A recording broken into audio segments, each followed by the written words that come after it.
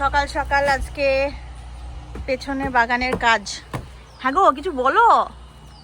তোমার যতবার দেখছি চুলগুলো বেশি বেশি উঠে যাচ্ছে। আচ্ছা, আজকে আমরা পেছনে বাগানে একটু কাজ করব। কালকে অল্প করেছি, কিন্তু সে আর ভিডিও হয়নি। এই জায়গাটাতে দুটো বেরি গাছ লাগিয়েছি, দু রকমের বেরি। প্রথমবার লাগালাম, কি হবে জানি না। আর এখানটায় এজিং করব, আর ওই দিকটা খুঁড়বো, আরও কিছু গাছ লাগাবো। তো আগের বছর তো এই ফেন্সিংটা করা হয়েছিল যাতে একটু আমি গাছপালা লাগাতে পারি। তো এই দিকটাও একটু জায়গা আছে, কি করা হবে, কিভাবে কি করব সেটাই ভাবছি। সব থেকে চ্যালেঞ্জিং হচ্ছে এই জায়গাটা। এই জায়গাটা তো কিছু করা যাবে না, কারণ এত বড় বড় গাছ, তার এত বড় বড় শিকড়, সেগুলো ভাঙা আমার পক্ষে সম্ভব নয়। লোক ডেকে মেশিন দিয়ে হয়তো হবে। তো এখানে কিছু কিছু গাছ অলরেডি লাগানো হয়েছে রেজড বেড করে, আর বুবুন এই কাঠের রেজড বেডটা বানিয়েছে। এবারে আমরা এজিং দেবো এইখানটাতে একটু করে, দেখি কি হচ্ছে, কি দাঁড়াচ্ছে, নিজেরাই একটু করার চেষ্টা করি। আচ্ছা, আজকে আমাদের এদিকে এসো, একবার এসো। কি প্ল্যান একটু বলো। হাঁপিয়ে গেলে তো। আজকে কি প্ল্যান? বলছিলাম তোমার ভিডিও যতবার নিই সপ্তাহে একবার করে হলেও, একটা করে দেখছি চুল এখানটায় নাই, ওখানটায় নাই, সব চুল উঠে যাচ্ছে। বিশাল চাপ, মানে এত স্ট্রেসলেস তুমি এখন মামনি বাপি আসার পরে। হ্যাঁ হ্যাঁ, যে বেগমাস স্ট্রেসেই চুল গজায় আমি দেখতে পাচ্ছি। চলো বাবা, কোনো স্ট্রেস নেই তোমার, এসব বলে তুমি বিভ্রান্ত করবে না লোকজনকে। সত্যি বলতে কি, এবছর আবহাওয়া আমাদের এখানে একেবারে লুকোচুরি খেলেছে। মার্চ মাসের শেষের দিকে আর এপ্রিলের শুরুতে এমন গরম পড়েছিল যে মনে হয়েছিল ব্যাস শীত শেষ, এবার নিশ্চিন্তে বাগান করার সময় চলে এসেছে। তাপমাত্রা প্রায় 35-36 ডিগ্রি সেলসিয়াস পর্যন্ত উঠে গিয়েছিল। আমি তো ভীষণ খুশি, ভাবলাম এবার আর দেরি না করে গাছের চারাগুলো বাইরে লাগিয়ে দিই। আর সেখানেই করেছিলাম সবচেয়ে বড় ভুল। কয়েকটা চারা খুব যত্ন করে বাইরে লাগানোর পরের সপ্তাহে দেখি হঠাৎ করে তাপমাত্রা ধপাস করে নেমে গেল। এপ্রিল মাসে 2-3 ডিগ্রি সেলসিয়াস ঠান্ডা, ভাবা যায়।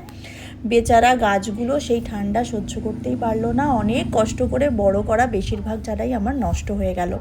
তখন সত্যি খুব খারাপ লেগেছিল। যারা বাগান করেন তারা নিশ্চয়ই বুঝতে পারবেন একটা ছোট্ট চারা বড় করতে কতটা যত্ন আর ভালোবাসা লাগে। তারপর থেকে আর কোনো ঝুঁকিই নিইনি, যতই গরম পড়ুক না কেন আমি আর একটা চারাও বাইরে বের করিনি। অপেক্ষা করেছি মে মাসের শেষ পর্যন্ত, তারপর আস্তে আস্তে সব গাছ বাইরে দেওয়া শুরু করেছি। এখন তো জুন মাস চলছে, আশা করি আর ঠান্ডা পড়বে না। যদিও এবছর আবহাওয়া ওপর পুরোপুরি ভরসা করাও কঠিন। কয়েকদিন বেশ গরম পড়ে, আবার হঠাৎ 2-3 দিন পরেই আবহাওয়া নরম হয়ে যায়। মামনি এখানে করছে কড়াইশুটির কচুরি। এইখানে শুক্তো নেমে গেছে, দেশি মুরগির ঝোল নেমে গেছে, এখানে হচ্ছে ডাল, এখানে হচ্ছে চিংড়ি মাছ কর্ন দিয়ে ভাজা। একটু তাকাও, কিছু বলো।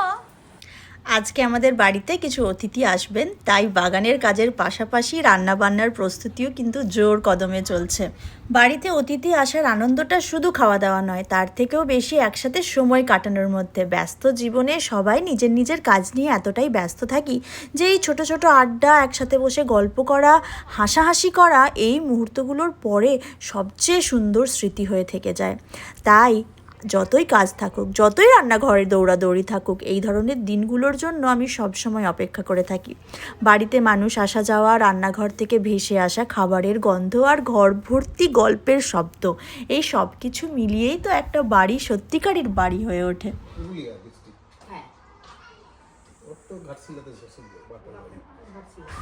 তোমার রুমটা খুব সুন্দর।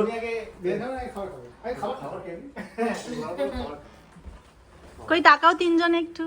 আচ্ছা নিয়ে নাও, তুমি নিয়ে নাও, খাবার নিয়ে নাও। হ্যাঁ হ্যাঁ, নাও নাও। কি জ্বালা। দেখি একটু চিনি, একটু তোমার ফ্রেন্ডদের সাথে একটু পরিচয় করিয়ে দাও। নাম কি বলো? আমার নাম গিনি। গিনি বলো। আরিয়া।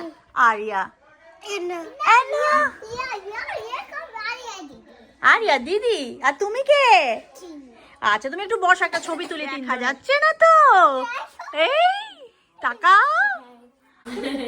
ও একদম ঢেকে দে। আচ্ছা, স্মোকটা ভেতরে চলে যাবে। চরম, এটা কিন্তু চরম ব্যাপারটা। ভদ্রতা করে বলেছিস খাবি না, আমি খাচ্ছি সুন্দর করে। না না, খাওয়ার থেকে বড় দেখতে ভালো লাগে। এটা তোর জন্য বানাচ্ছে? হ্যাঁ। কি জ্বলছে নাকি? কাট ফ্লেভারড কাট। খাবারের ব্যাপারে আমি কোনো কমপ্লেন, স্যালাডও খেয়েছি আমি। ইতিমধ্যে সবাই মোটামুটি চলে এসছে, আমাদের দুপুরের আড্ডাও একেবারে জমে উঠেছে। দুপুরের জন্য অবশ্য খুব বড়সড় কোনো আয়োজন করিনি, একেবারে ঘরোয়া সাধারণ কিছু রান্নাই ছিল। স্টার্টারে করেছিলাম কড়াইশুঁটির কচুরি, আলুর দম, বাচ্চাদের জন্য চিপস আর চিংড়ি মাছের পাকোড়া। আর দুপুরের খাবারের ছিল ভাত, ডাল, শুক্তো আর দেশি মুরগির ঝোল, এখানে যেটাকে বলে কান্ট্রি চিকেন। চলো আজকের ভিডিওটা এখানেই শেষ করি। খুবই ছোট্ট একটা উইকেন্ড ব্লগ দিলাম, হোপফুলি তোমাদের খুব ভালো লেগেছে। কেমন লাগলো অবশ্যই জানিও। দেখা হচ্ছে পরের ভিডিওতে খুব শীঘ্রই। টাটা।